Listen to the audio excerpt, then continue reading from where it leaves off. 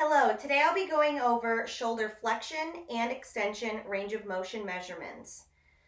Shoulder flexion can be measured in the supine, seated, and side lying position.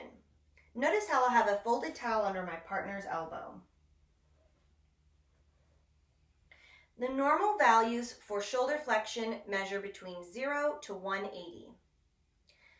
Stabilizing at the thoracic cage, the three bony landmarks, I need to line my goniometer up, the stationary arm with the thoracic midline, the axis at the greater tubercle, and the moving arm lined up with the lateral epicondyle of the humerus. First, putting my patient through passive range of motion.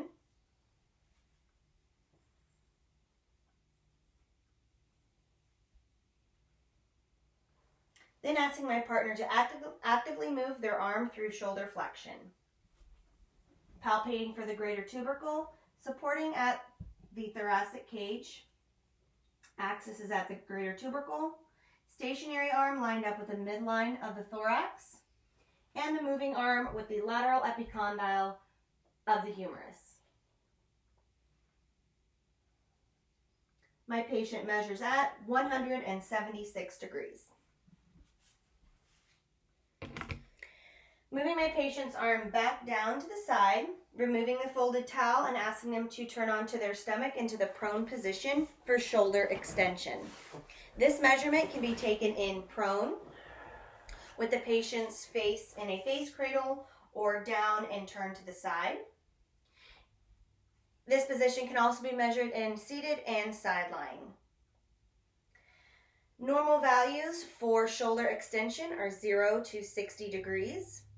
Using the same bony landmarks for shoulder flexion, I will stabilize at the thoracic cage, line my stationary arm up with the midline of the thorax, the axis at the greater tubercle of the humerus, and the moving arm at the lateral epicondyle of the humerus.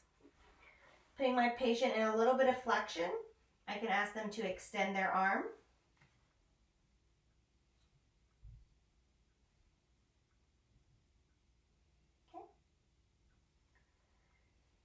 And in a little bit of flexion, asking them to extend their elbow, extend their shoulder.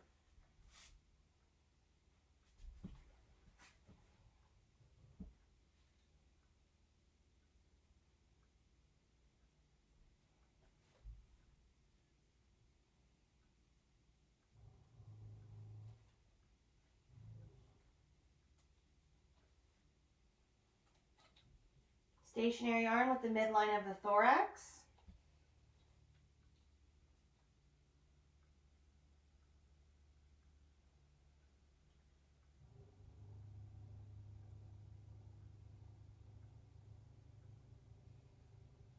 And my patient is at about 48 degrees. Go ahead and rest.